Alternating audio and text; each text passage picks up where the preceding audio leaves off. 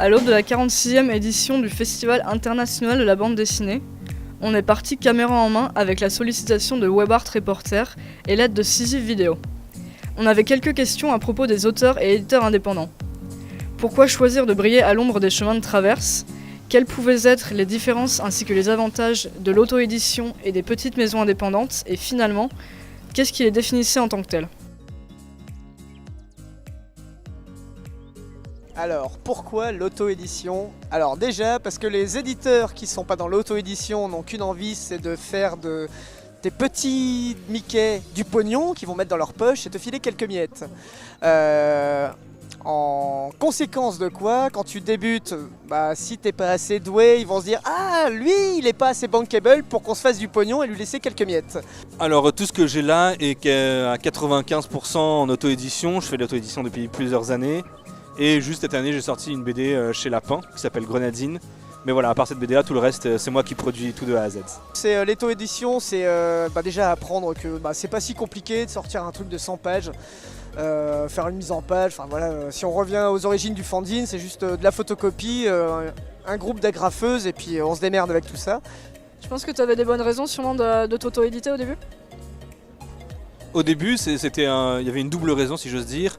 Il y avait la première qui effectivement, quand je commençais à faire mes BD, les toutes premières fois où j'envoyais des éditeurs, c'était compliqué, les thèmes plaisaient pas, on parle de trucs d'il y a 5, 6, 7 ans, tous les thèmes, c'était des thèmes assez lourds parfois, ou alors juste que les éditeurs n'aimaient pas.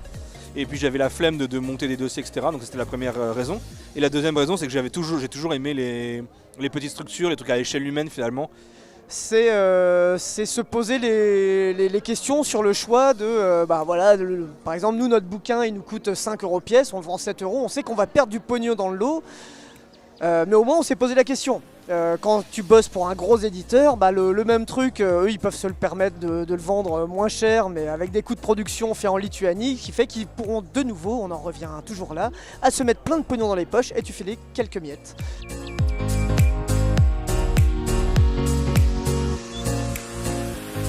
T'as pas le souci de censure par rapport à une maison d'édition. Est-ce que toi, ça t'est arrivé de t'auto-censurer un peu ?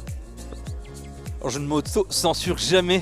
Pour moi, ça serait un contresens avec l'auto-édition qui justement permet de peut-être d'avoir la terminologie, d'avoir l'humour, d'avoir ce qu'on veut finalement, le graphisme, que permettraient pas des grandes structures parce qu'il faut vendre, parce qu'il y a des impératifs derrière peut-être, ou juste parce que des fois les gens sont frileux ou relous. Là, il y a vraiment, j'avais pas ça quoi. C'est tous les thèmes dont j'ai envie de parler, je le fais. Même quitte à après le regretter plusieurs années après parce que j'ai mûri, tu vois.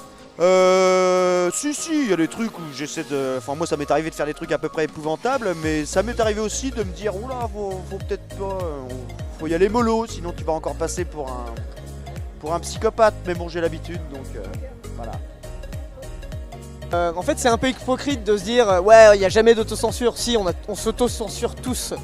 Ne serait-ce que politiquement et vis-à-vis de l'offense. On est dans un siècle qui débute, qui a beaucoup de questionnements sur l'offense vis-à-vis des minorités, etc.